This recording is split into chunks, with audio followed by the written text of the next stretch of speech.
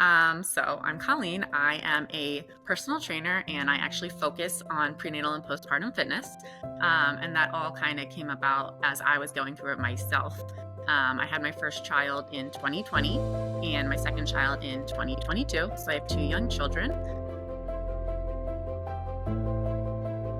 Yes. So my journey to pregnancy was actually interesting when I finally decided I want to start trying. I am married. Somehow, luckily, like the first time finding my ovulation, we were able to get pregnant. My blood pressure was like a little bit higher than normal. And I was like, okay. So, of course, I started Googling. So, the rapid weight gain, along with the swelling, especially in the face, the high blood pressure, and the protein in the urine, which again wasn't checked until my 36-week appointment. So, I think at that point, they were like, this is preeclampsia.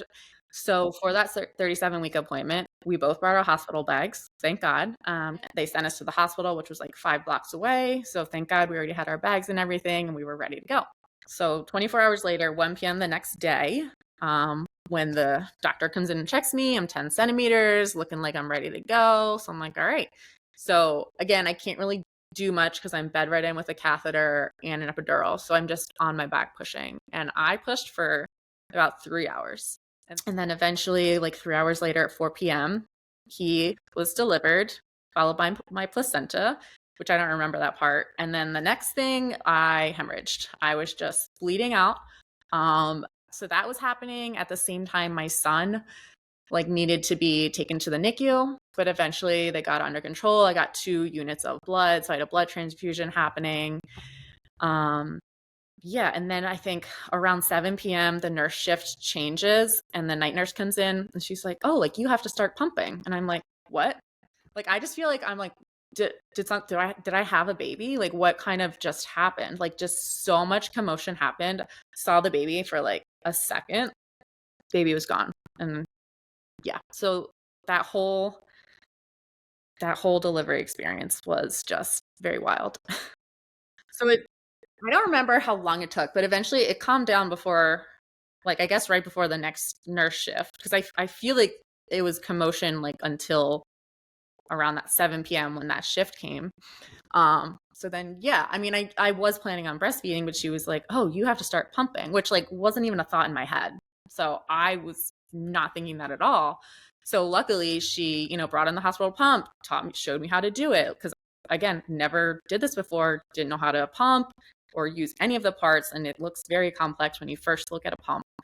So I did that and I had to do that every 3 hours. But one thing I didn't do, and I always encourage people to do this, is I didn't have like a pumping bra with me in the hospital because I just didn't even think. I was like, obviously I'll just, skin to skin, breastfeed the baby. That's how it works.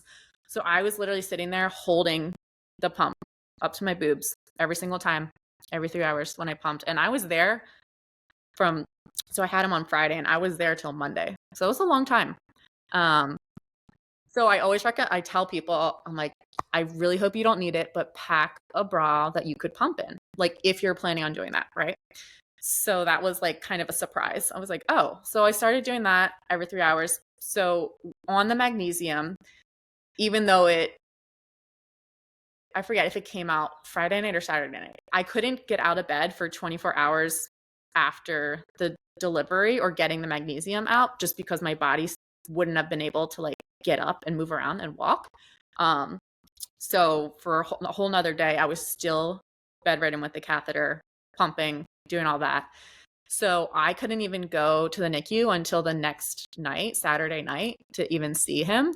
Like the first time I saw him on Saturday night, I couldn't hold him. Like I couldn't take him out because there was just too much going on. So it was like I was just and I was wheeled down in a wheelchair too. I remember this because I was off the magnesium. It had just been like 24 hours, but like still you're a little like shaky and wobbly, plus, hemorrhaging and everything. So I was wheeled down in a wheelchair to go see my baby in the NICU who I couldn't hold.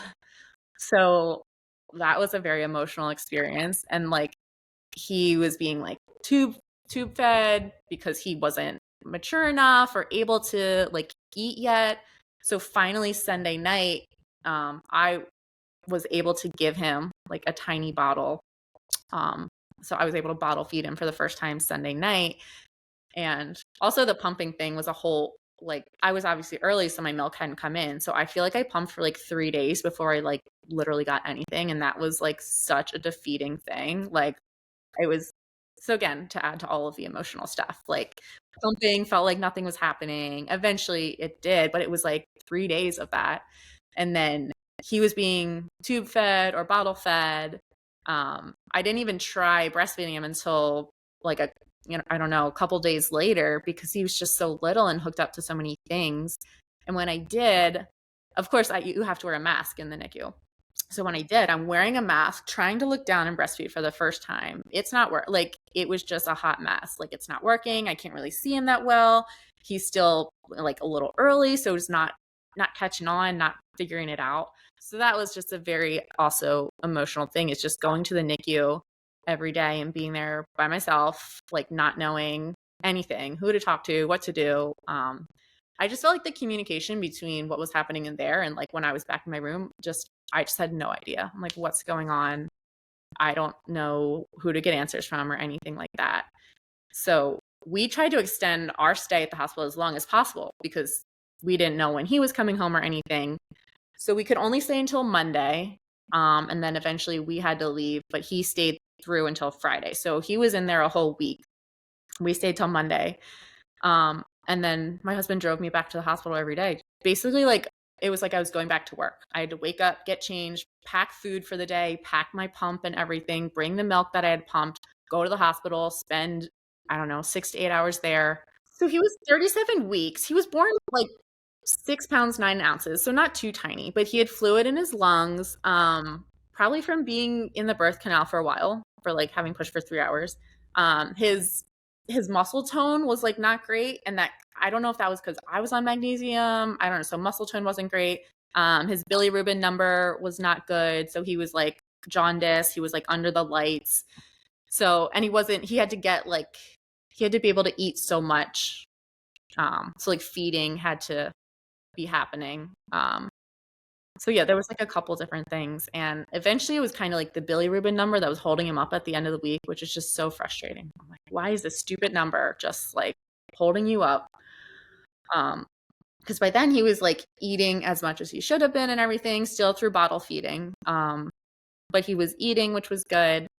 So they had started with some donation milk, like when I was like taking forever to get milk. So I think I'm pretty sure they'd asked us. I don't remember specifically, but I think I said like donor milk is fine. So they were doing a combination of that and whatever I was sending them. Eventually, after like 3 or 4 days, I was actually getting enough milk. And because, they don't take a ton in the beginning, but I was able to produce enough milk. So eventually it was just my milk, but still bottle fed. And then of course, like post NICU, he gets out of the hospital. I end up giving myself an oversupply because I'm still pumping and feeding him because once again, new mom, I just didn't know any better. I'm like, oh, have to pump all the time, but also let me try and breastfeed my baby.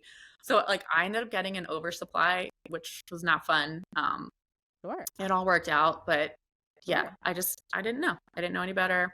I had a new baby. I had been pumping all the time, bottle feeding. So it was good that he was already used to bottle feeding. So that was never an issue for us. But then he started breastfeeding and eventually that was fine too. It took a lot of practice. But we got there. It was hard because my husband never wanted to talk about, like, every day when he would take me to the hospital, he never wanted to talk about like the chance of him coming home or not. Cause like for him, it was just so disheartening if like I would left without him.